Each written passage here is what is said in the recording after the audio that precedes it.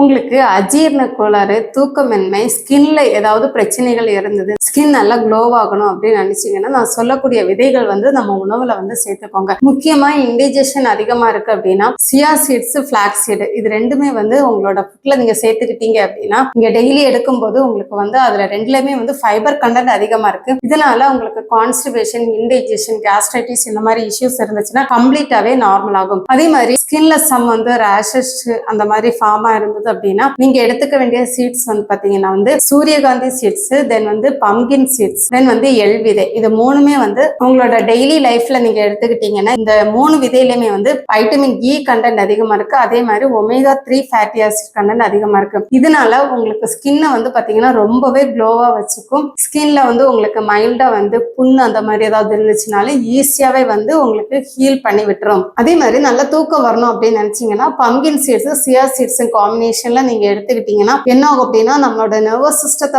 பாத்தீங்கன்னா ரொம்பவே ஸ்ட்ரென்தனிங் பண்ணும். அதே மாதிரி நம்மளோட செரோட்டோனின், மெலட்டோனின் ஹார்மோன்ஸை இது இன்க்ரீஸ் பண்ணும். இதனால பாத்தீங்கன்னா நல்லாவே நமக்கு தூக்கம் வந்துடும்.